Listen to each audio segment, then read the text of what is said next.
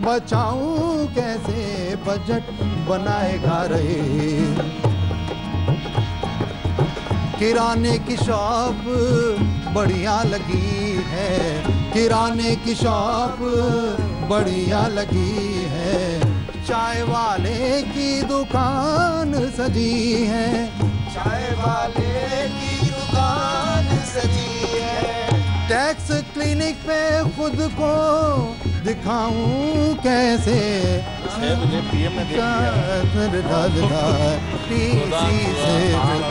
बचाऊं कैसे।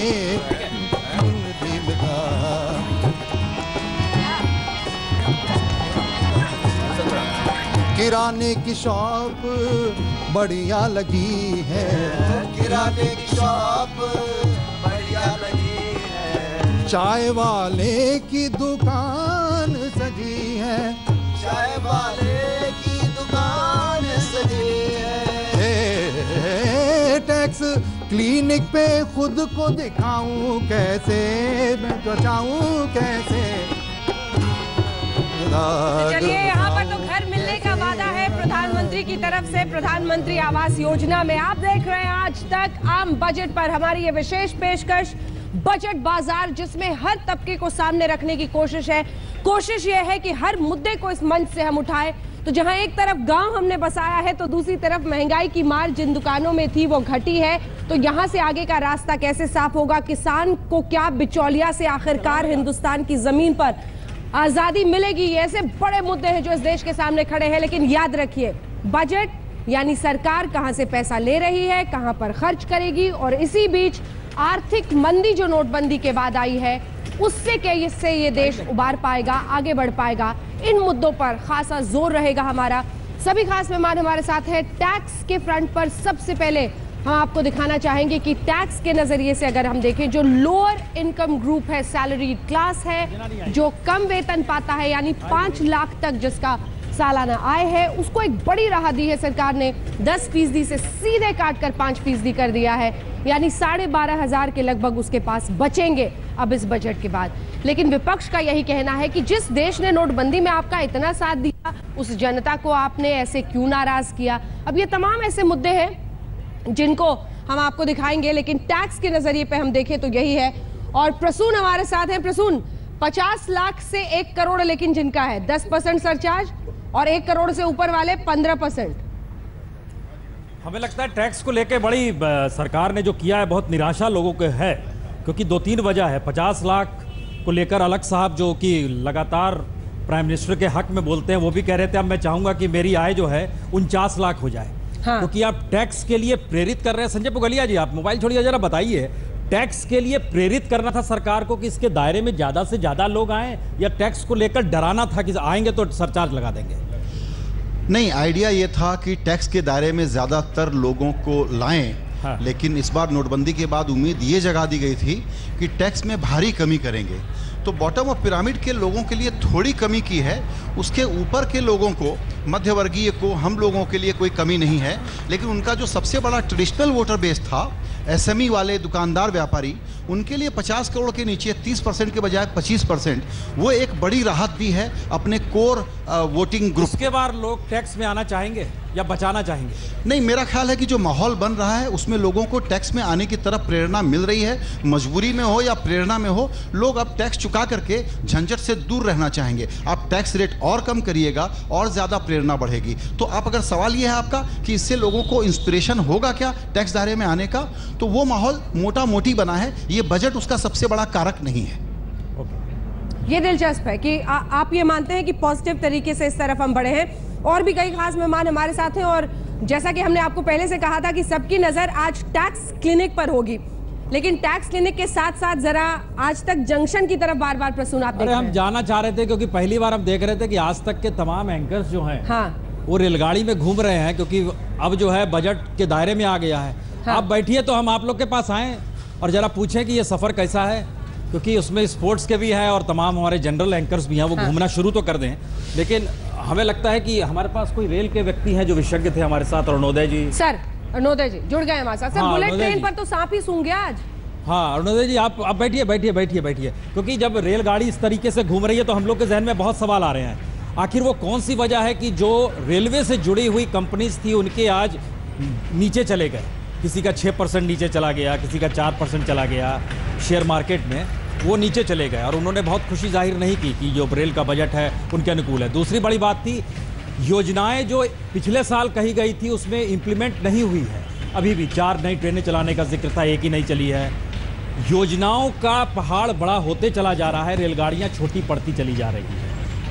ये आपके जहन में आता है? देखिए, पहली बात आपने करी कि कंपनियों के शेयर कम हो गए।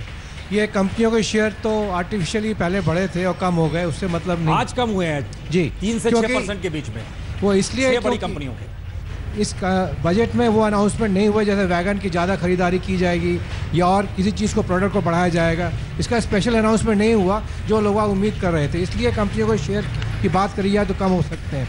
और जहाँ तक नई गाड़ियाँ चलाने की बात है, नई गाड़ियाँ तो चलेंगी ही, जैसे जैसे कैपेसिटी बनती जाएगी वैसे नई गाड़ियाँ चलती हैं। हर साल हम 100 गाड़ियाँ करीब चलाते हैं, तो अगर 96 चल गई और 100 नहीं चली तो कोई ऐसी बड़ी बात नहीं है। पूरी गाड़ी चलती हैं, जो अनाउंस होती है गाड़ियाँ सब चलती हैं, हर साल चलती हैं।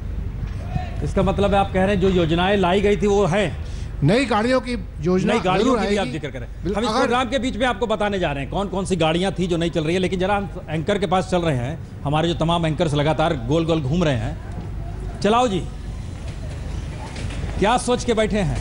अच्छा,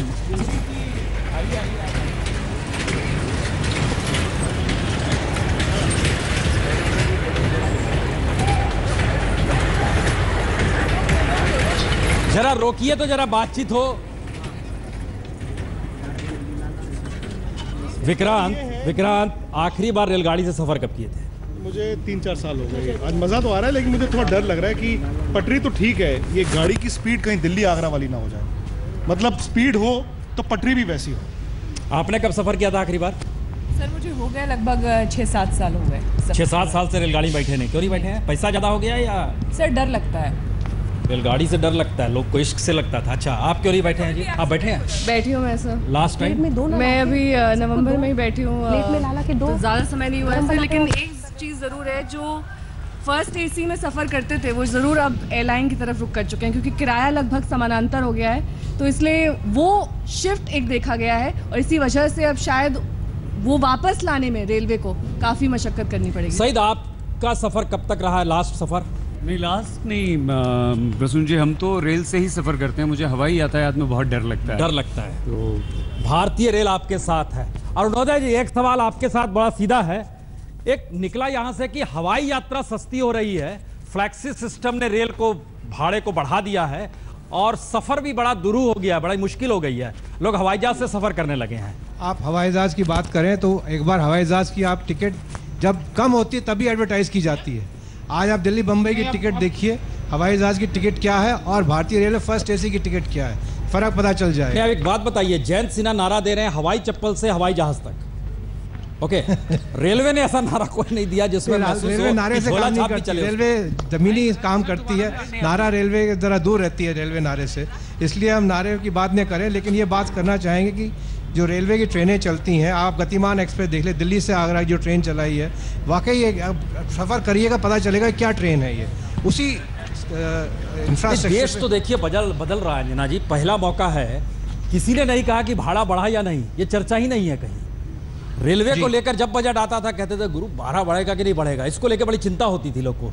कोई हमारे यहाँ रेलगाड़ी नहीं गुजरेगी कि नहीं, कोई रिएक्शन नहीं है। किसी भी पुराने रेल मिनिस्टर तक ने इसका जिक्र नहीं किया आज, चाहे वो नीतीश कुमार हो, लालू यादव हो, पासवान हो, ममता बनर्जी हो, सबसे प्रयास किया गया, किसी ने जिक्र ही नहीं किया। तो ये जो देश बदलने की स्थिति में हम लोग जो बढ़ रहे हैं, उसमें पहली बार महसूस हो रहा है कि रेल प्रांत नहीं देखेगी, देश देखेगी। वो क्या इसका अर्थ ये है कि, एक सेकंड सर, क्या इसका अर्थ है कि रेलवे को हाशिए पर डालकर सरकार सोच रही है कि उस पर बहुत ज्यादा फोकस ना रखें हम बाकी चीजों को? लेकिन उससे पहले मैं एक सेकंड आपको रोक रही हूँ, क्योंकि मैं चाहती हूँ कि शुरुआती एक बार रिएक्शन ले लें प्रसून जी सबसे, क्योंकि बजट का सबसे बड़ा टेक अवे दो लाइन में अगर आप लोग सोच ले, टैक्स क्लिनिक में आएंगे क्योंकि यहाँ पर सुबह से सबसे ज्यादा लोगों की उम्मीदें थी। अंजुमन तिवारी जी, आपसे शुरू करते हुए माइक जरा पास कर दें सर। 2 बड़े टेक अवेज जो आपको लगता है नीति में, क्योंकि आज बड़ा अच्छा किसी कांग्रेस पार्टी के नेता सीपी जोशी ने मेरी उसमें डिबेट में कहा, उन्होंने कहा कि जुमले से वोट ले सकते हैं, नीति के बिना निर्माण नहीं हो सकता।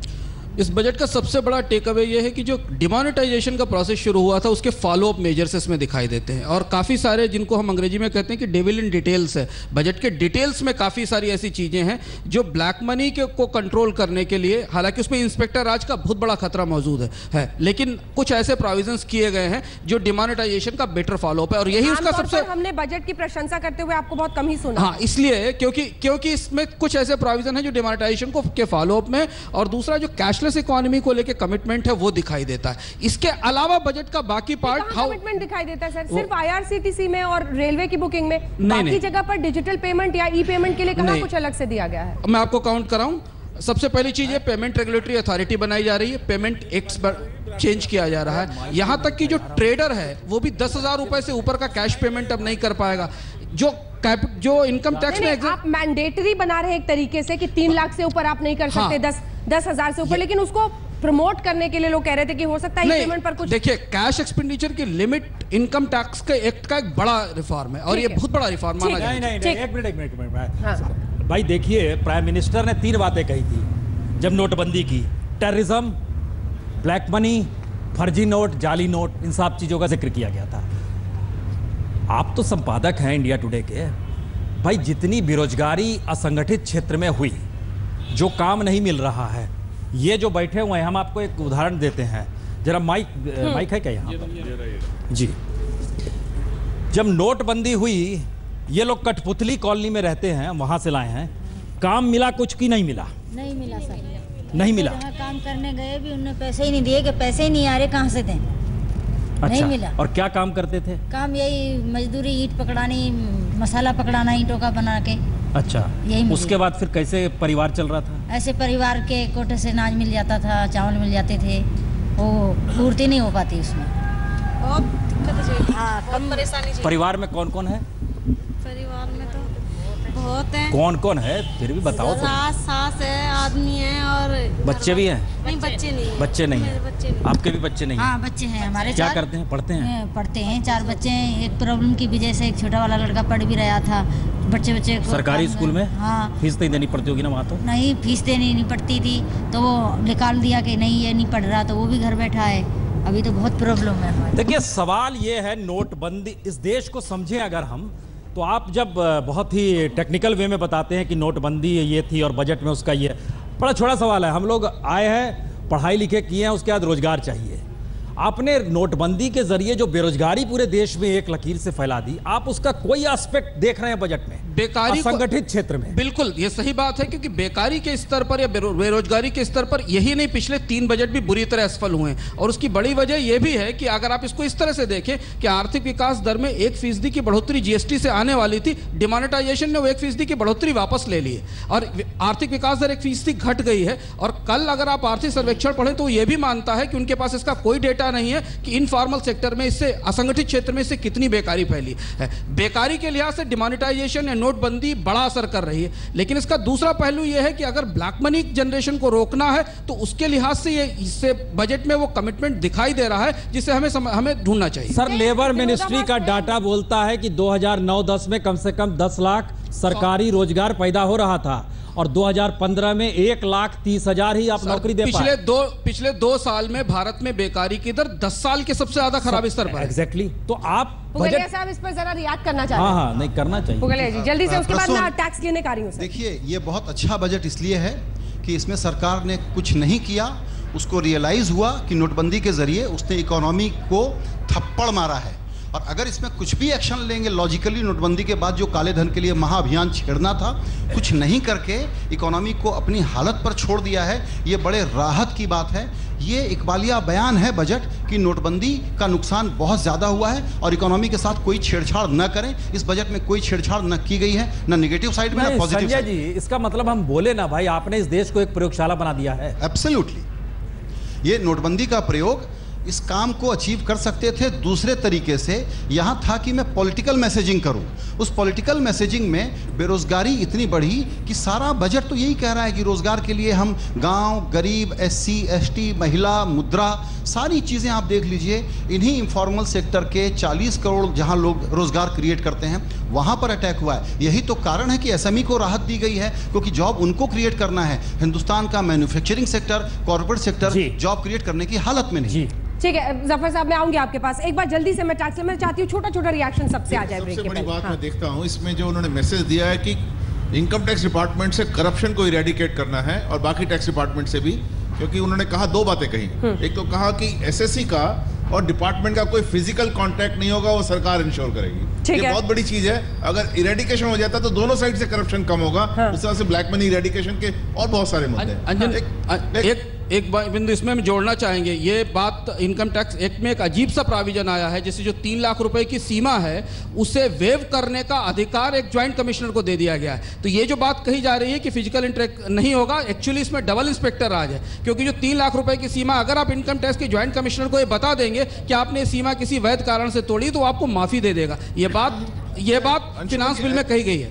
ये ऐसा नहीं है। देखिए ऐसा इसमें बकायदा रूल्स हैं और रूल्स के हिसाब से, जैसे पहले रूल 6DD था उसमें बताया जाता था कि मान लिया सपोज किसान से आप ट्रांजैक्शन कर रहे हैं तो किसान एग्जेम्प्ट होंगे, या कोई अगर वैट का अपना नंबर देता है या कोई किसी दिन बैंक बंद है उस दिन की ट्रांजैक्शन। इस देश में तो अमिताभ बच्चन भी किसान है। दीजिए माइक दीजिए इनको। इस देश को जितने नियम बनते हैं चोर रास्ते खोजने में टाइम नहीं लगता। देखिए इंडिविजुअल टैक्स पर्सपेक्टिव से हम बात कर रहे हैं। अगर हम जेटली साहब का डाटा देखें जो उन्होंने एनालाइज किया है, टेक अवे सा जो 2.5 to 5 लाख के स्लैब में उन्होंने बेनिफिट दिया है, 5% टैक्स किया है, हमें उसके साथ प्रोपोर्शन देखना पड़ेगा।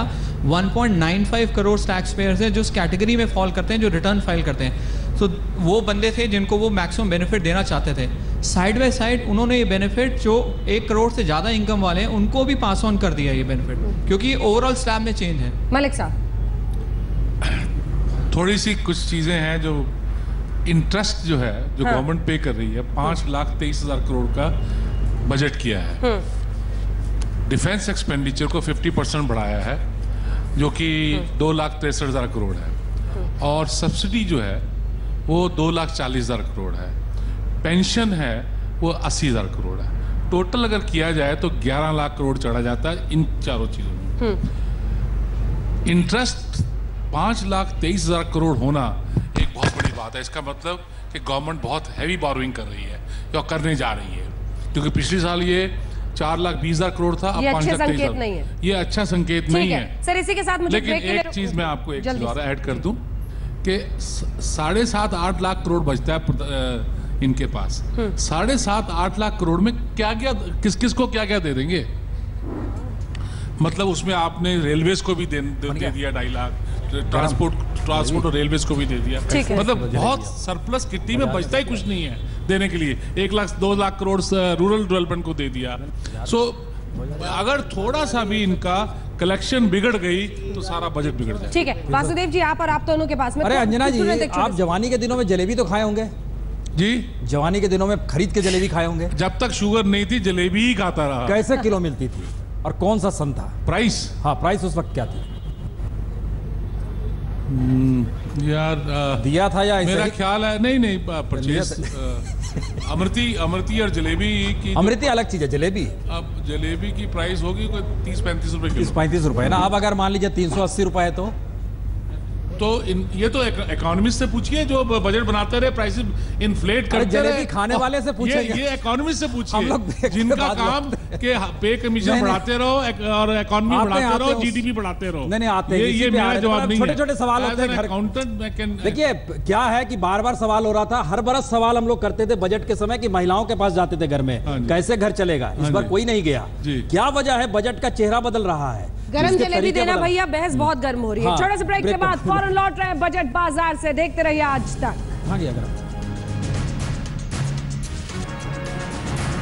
बाजार में जबरदस्त हलचल है इस वक्त। आज तक के बहुत सारे गंभीर सवाल भी हम कर रहे हैं, लेकिन इसी के साथ ये भी समझना होगा कि आर्थिक मंदी से देश को उबारने के लिए सिर्फ एक बजट और अचानक सब कुछ हो जाना मुमकिन नहीं है।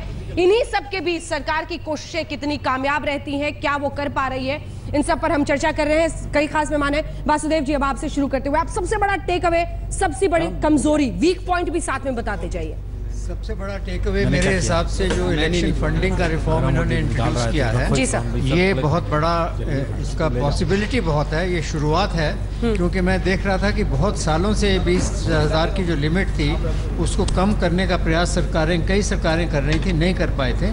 इस दफ़ा ये 2000 तक ले आए हैं। और दूसरा ये जो इनोवेटिव तरीका है इलेक्ट्रल बॉन्ड वाला, तो इसका भी बहुत बड़ा पोटेंशियल है। तो मेरे हिसाब से ये एक बहुत बड़ा टेक अवे। जो नहीं कर पाए मेरे हिसाब से ये है कि जो डीमोनेटाइजेशन के जो बेनिफिट्स हैं वो कैसे रीप किए जाएंगे। ये आंकड़ों में भी साबित नहीं हो पा रहा है कि टैक्स रेवेन्यू का कितना इजाफा होगा या हुआ है इस साल के अंत। आरई में भी नंबर्स वही हैं जो बीई में थे, अगले साल कितना होगा। तो जो स्मॉल जो टैक्स पेयर है उसको थोड़ा रिलीफ दिया, मगर जो नॉन टैक्स पेयर हैं, रूरल एरियाज में फार्मर्स हैं जिन्होंने डिमोनेटाइजेशन में इतनी पेन सह की, उनके लिए कुछ खास मैं समझता हूँ इस बजट में नहीं प्रोवाइड किया गया है। बजाय इसके कि सिर्फ higher allocation for farmer rural sector है, उससे डायरेक्ट किसी के जेब में कुछ नहीं जाने वाला है। मेरे लिए सबसे बड़ा टेक अवे यही है कि कुछ धमाका नहीं था। आपने कल ही कह दिया था कि बोरिंग बजट चाहिए देश को। बिल्कुल बोरिंग बजट की जरूरत थी, देश बिल्कुल डिमोनेटाइजेशन। और फिर ये तो नॉन मोदी स्टाइल हो गया ना, मोदी स्टाइल तो है धमाका। बिल्कुल स्थिरता की जरूरत थी, तो अच्छी बात है। एक बात बताइए, बोरिंग बजट जी, आप तो इकोनॉमिक एडवाइजर रहे हुए हैं, अब जलेबी भी खाओ, गरम जलेबी है, ये लीजिए गरम और वो जलेबी है। पूरे पॉलिटिकल प्रोसेस में अगर हम देखें, नेहरू तो मान लीजिए मिक्स्ड इकोनॉमी चल रहे थे, लाल बहादुर शास्त्री, इंदिरा गांधी, उसके बाद प्रोसेस में आते चले जाइए, गरीबों का जिक्र हर कोई करता है, बजट भी उस दिशा में आना चाहिए, जिक्र भी होता है, लेकिन देखते चले जाइए लाभ किसे मिल रहा है और असमानता की खाई बड़ी क्यों हो रही है, बीपीएल की तादाद घट क्यों नहीं रही है, हमको नए नए तरीके से डिफाइन क्यों करना पड़ता है बीपीएल। सब मुझे लगता है आपको इसका जवाब है। असमानता की खाई इसलिए बढ़ रही है, एक मिनट, हाँ, असमानता की खाई इसलिए बढ़ रही है कि 60%, 65% लोग एग्रीकल्चर पे निर्भर है और एग्रीकल्चर आज की डेट में हमारी इकोनॉमी का केवल 15% हिस्सा रह गया है, जो 3% से ग्रो। तो अगर ऐसा है तो किसी भी प्रधानमंत्री ने खुले तौर पर सच क्यों नहीं कहा कि हम एग्रीकल्चर की दिशा में नहीं रिफॉर्म कर सकते? बात पूरी कर लूं, और वहाँ 3% से ज़्यादा एवरेज ग्रोथ रेट रही है। और दूसरा सेक्टर जो है नॉन एग्रीकल्चर सेक्टर, वहाँ 7% प्लस की ग्रोथ, तो खाई बढ़ती चली जाएगी।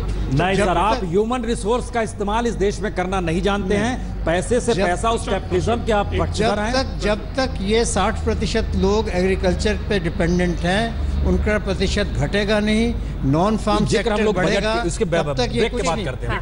ब्रेक के बाद हमें मजबूरन लेना ही पड़ेगा ब्रेक, और वहां से सैयद जफर इस्लाम साहब भी इंतजार कर रहे हैं, आप लोगों के पास भी मैं आऊंगी। एक छोटा सा ब्रेक, फौरन लौट रहे हैं, देखते रहिए बजट बाजार।